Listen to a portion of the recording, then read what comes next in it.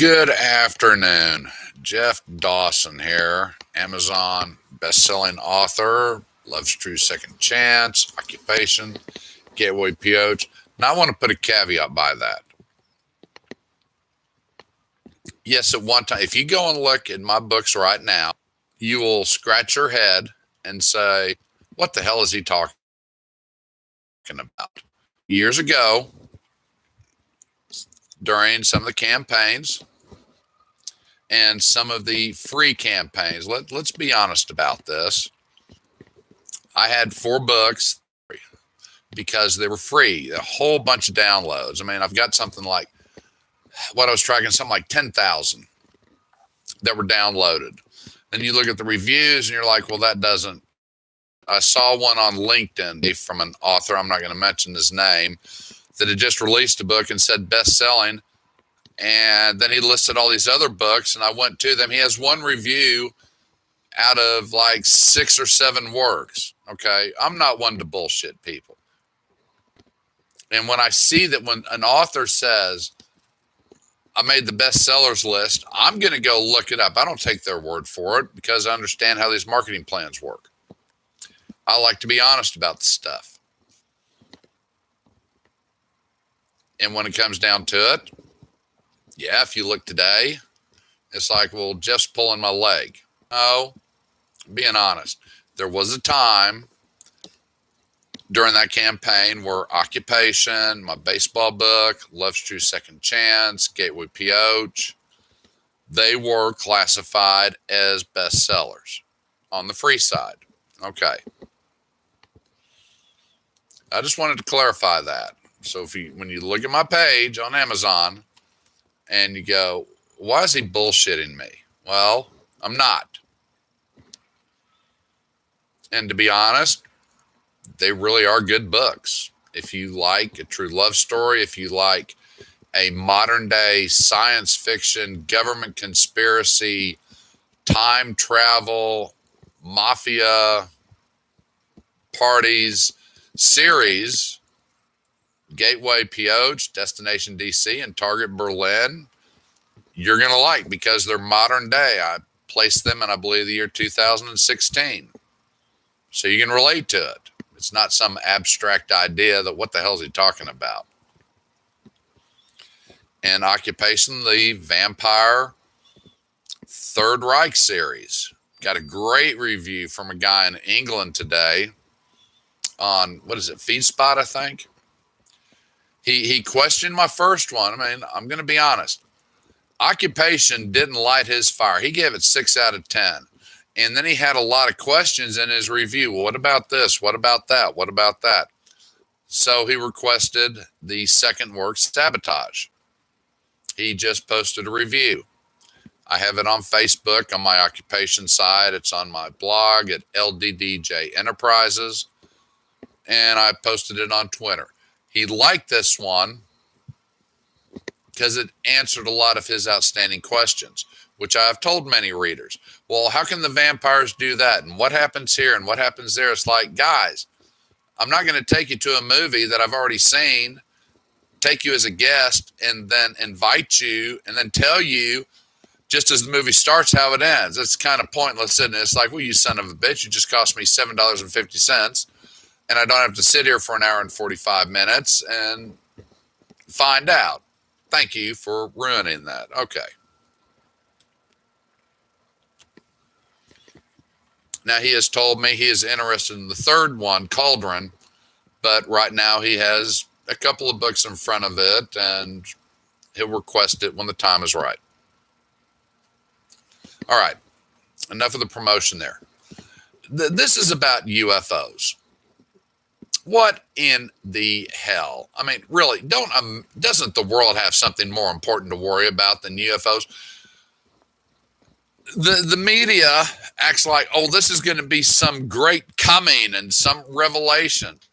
You know, if you're a person of faith and you look at the stars at night, do you really think God or the deity that you pray to created this whole universe and only put life on one planet? And I had this debate with some friends like a week or two ago. Well, what do you think about it? Well, I've saw UFOs back when I was 14. Okay. How did that affect me? Well, it didn't. Okay. I saw them. It was really cool because it looked like bowling pins in the sky. That was really bizarre. But so let's say the government report comes out and says they do exist, or it says they don't exist. How does that affect your daily life? Well, unless this is War of the Worlds and we're being invaded from Mars, which so far the rover hasn't found any intelligent life on Mars, I guess nothing's going to happen. I mean, I remember the comic books back in the 60s and 70s that focused on UFOs and eyewitness accounts. And there's books on it. I've got one in storage somewhere. Okay. It's just like Bigfoot. Everyone focuses on the United States and up in Washington and Oregon. Well, there are also stories from Russia of sightings. But, of course, the U.S. isn't going to focus on that because we're going through the Cold War. But really, and here, I'm watching it right now on WGN, and they've got this camera, and it's supposedly, this is the same clip I think they've been running for the last week on what is this? Where did it come from? What are we doing? Is it government technology? And this has been the conspiracy theory for decades, that it's the government technology. Okay, well, if you believe in that, then you could actually focus on the ship that crashed in the Black Forest in the 30s in Germany. And I use that event because the Germans recover it, and then they take that technology and start building these weapons that were way advanced beyond anyone else. I mean, the Go-229, that was just a badass plane. Luckily, it didn't go into mass production. They only built 2 of them. Well, where did the Germans get the idea for that? Did they actually come up with it on their own? Was it from a spaceship? Who the hell knows? I mean, the rocket technology. Rockets had been around at a very small scale. In fact, the first one tested was in Russia, and I think early 1900s, or it might have been before that. I had a book where I remember reading about that. But bottom line is, really, folks, UFOs. How's that going to affect your life? What, are you going to live in fear if the government comes out and says they do exist? Do we have a weapon system like Independence Day that's going to take them down? And we did that with fighters because they figured out we'll give the ships a virus, it'll destroy their shields, and then we're going to take a missile and stick it up the ass of their extremely nasty weapon, which I actually recreate that weapon in the Gateway series. It's really cool too. It just kind of vaporizes everything.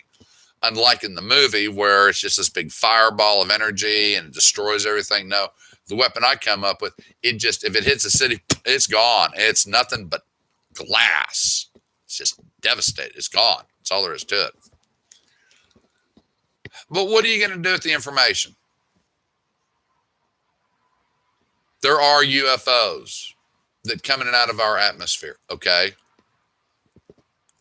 Well, we don't know where they're from. We don't know their composition. We don't understand their technology. Is this going to be like the Twilight Zone episode, How to Serve Man? Well, there's a pleasant thought, isn't there? And a lot of wackos will say, well, we have to prepare ourselves with what? What are you going to prepare yourself with? You going to take a sword? Are you going to take a laser gun that hasn't been developed for the masses Is the Navy going to use a rail gun? Are you going to live in fear? And this is the thing that, what the hell? This is the whole thing. Are you going to live in fear? And I can see some people doing it. It's going to be like when they did the recording of War of the Worlds on the radio back in the 30s, and people actually thought we were being invaded. This is just going to create panic and stress and angst and unwanted bullshit. So I just wanted to address this breaking news on UFOs. What are you going to do about it? Nothing. How's it going to affect your everyday life?